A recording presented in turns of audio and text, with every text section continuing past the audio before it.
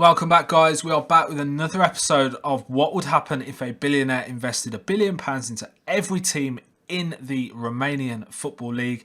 Now, we've already done 5 and 10 years of this series. We'll leave the links in the description down below today. However, we have advanced another 5 years into the future, so we're looking at 15 years in total. Going to try and see how the Romanian League has developed. Has the competition reputation increased since we last were here? They were currently sat, I think, in 8th position behind the Eredivisie. It's going to be interesting to see what's gone on there. Have Steaua Bucuresti managed to continue their domination? They've won the last 10 renewals of the Romanian First League. What kind of players have been brought in? Has the second league advanced in competition reputation? Who has been winning that? What sort of transfers have been made? How have the Romanian national team got on in any competitions? Have they increased in world reputation? All these questions are about to be answered, guys. Let's roll it.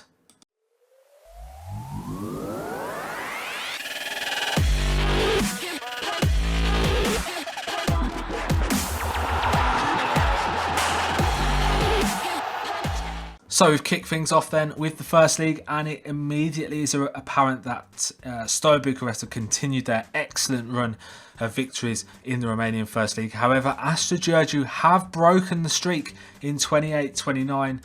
Steaua Bucuresti had previously won 2, 4, 6, 8, 10, 12 consecutive renewals of the Romanian First League, but Astra Giurgiu soon stopped them in their tracks with a win in 28-29. However, Steaua Bucuresti came straight back in 29-30 and in 30-31 to add another 2 victories impressively to their totals. Now, straight into the transfers we go. We're not messing around today, guys. We are going to go back to 26-27, and it is Steaua Bucuresti again dominating the transfers. Gaetano Giannusa, a Italian regen, now valued at only £3 million, was bought in to Steaua Bucuresti for 29.5 million. That is some loss there. Selatin Yildiz, bought in from Borussia Mönchengladbach, played 120 games, valued at 12 million. They did pay 24, rising to 31 though, so another loss there. Rayan Maillard, brought in a French defensive / midfielder, currently played 153 games after moving from Toulouse. Scoring 23 goals. He's got good stats there for a regen player. Angel Rey from Atletico Madrid, ball playing defender, played 129 games, scoring a goal. He looks okay. Spanish, 13 international caps, valued member of the first team. And they pretty much dominated the spending there in that season. Another year on, and it's actually an outgoing player that dominates the spending, and this time it is Nenad Zlatkovic moving from CFR Cluj to Atletico Madrid. He's playing 72 games, scoring 35 goals. The striker, he's got really good physicals there, a lot of them above the 15. Decent level of mentals and a reasonable level of technicals also, but his physicals, he's probably a really good target man with those physical stats. He's done well since arriving in La Liga. William Ekangamin from Anderlecht, Tobias Fruling, Esteban Caride, Carsten Larsen and Sofian Madani have all moved to Steaua Bucuresti for quite large fees, really, considering the remainder of transfers done in the division. We'll go another year into the future, and it's players going out again that are starting to be more prominent here in the next few years. Ruben Fernandes from CFR Cluj to Juventus for potentially £27 million, and he's valued at 28.5 million. So Juventus have got a really good deal there for this Portuguese midfielder, operating. He likes to dictate the tempo, tries long range passes, is a world class midfielder, and he's played 75 games since joining Juventus, scoring 2 goals. Sergei Yomelev has gone to Guangzhou. Now, we looked at him in our last episode after he came in via the Russian Football League, and he is now left to go and play in China. He's currently paid £190,000 a week. He's a world-class centre-half, and he will be very much a first-team player for Guangzhou. Another year on, And it is back with Steaua Bucuresti making the big money transfers.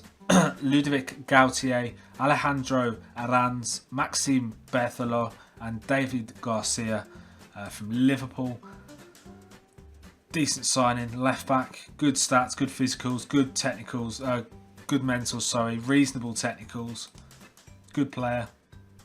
Ludovic Gautier, valued at only 15 million after moving from Standard. They paid potentially 29 mil for him, and I don't think he's going to be quite that level of player. I mean, he's got quite decent stats. That be said, he's only 23 and he could develop, I suppose. Finally, we've got Antonio Silvestre from Benfica. Now, he looks a really good deep line playmaker, brought in from the Portuguese leagues. From the Benfica youth team into the Benfica first team, played there for 14 seasons before making the move to Steaua Bucuresti in the Romanian league. He came along with Gianpaolo, who's also come from the Portuguese leagues, played for Braga for 2 seasons before making the switch to Bucharest. And more recently, in this transfer window, Michel Sonogo has joined Ivory Coast.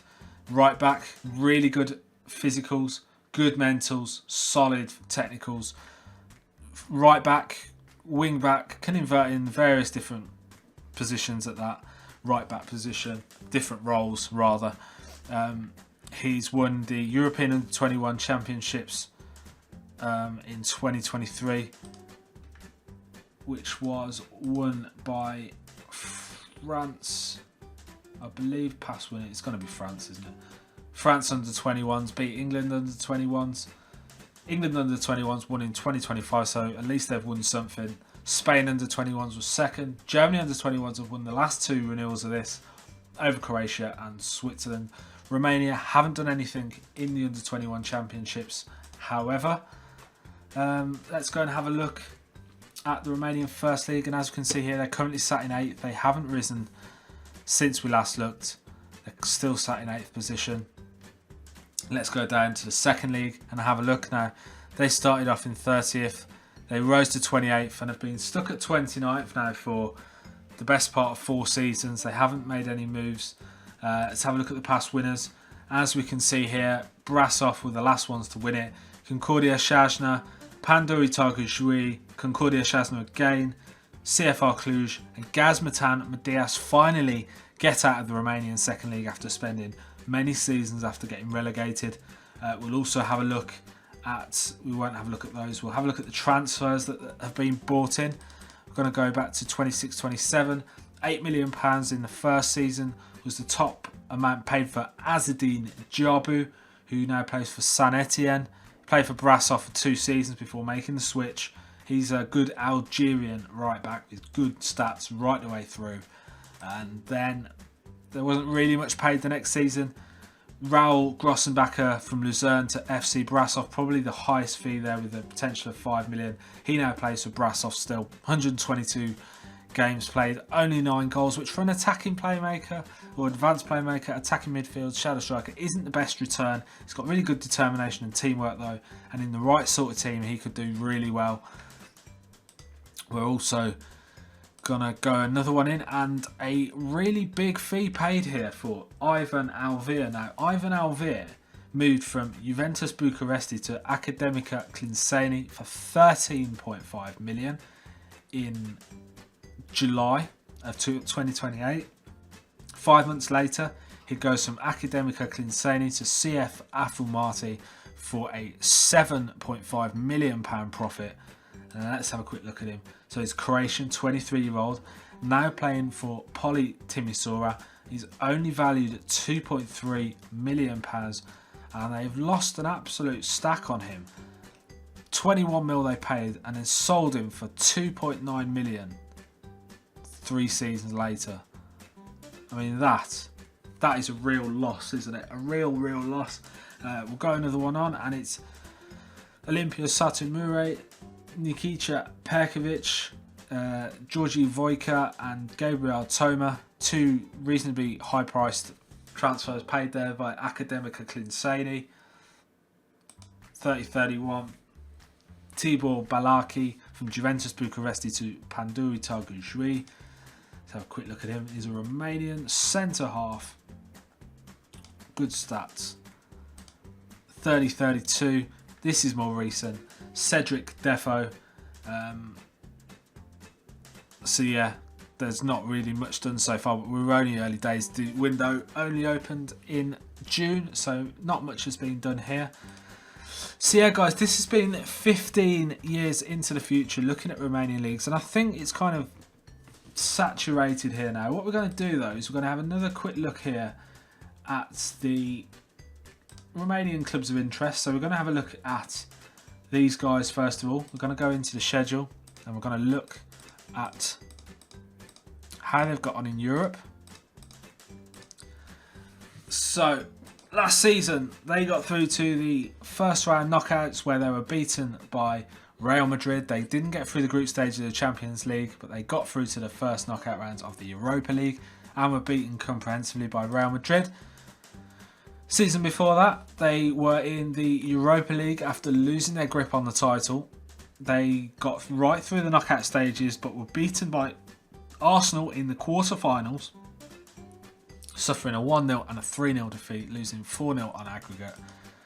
Season before that, they didn't get through the group stages of the Champions League, and that was the end of that. They didn't even anticipate the Europa. In 2027, they were knocked out of the Champions League. They got right through to the quarterfinals of the Europa League, but once again were beaten in the quarterfinals. This time by Napoli with a 2-1 defeat in both legs, signalling their exit from the competition. And the season before that, they were out of the Champions League, but didn't advance any further than that. So they haven't done anything in Europe. We'll have a last look at potentially the next most likely team to have done anything, and that is Astra Giurgiu. So let's go into the schedule. We'll filter them off. We just want to look at the... Oh dear. What have we done here? There we go. We just want to look at the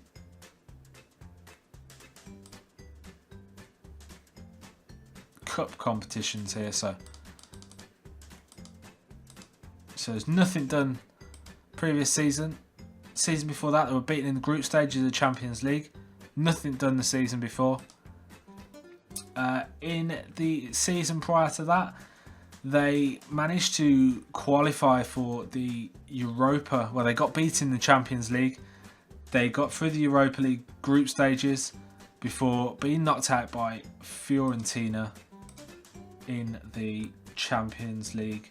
The Europa League, sorry, first knockout rounds. Before then, they managed to get through, after getting knocked out of the Champions League, they got through the Europa League group stages, they got through the first knockout round, they got through the second knockout round with victories over Ajax and Shakhtar, but met AC Milan in the quarterfinals and they knocked them out of the competition. So unfortunately, it doesn't look like the Romanian League has managed to break into the latter. Well, I suppose that's not the worst thing in the world to get through to like the semi-finals and the quarterfinals. But they have risen to 8th in competition reputation. We've managed to rise the second league also, but they just don't seem to have the power to advance even further into the, especially the European competitions. The first league has been quite dominant by Steaua Bucuresti. I think we'll leave this competition here, guys. There's been 3 parts in total. The 2 parts that you may have missed are in the link in the description down below. That was the first 5 and the first 10 years. If you'd like to see more, if you'd like to see another 10 years or another 20 years, then please leave a comment in the description down below. But unless we receive support on that, we won't be doing any more on this experiment.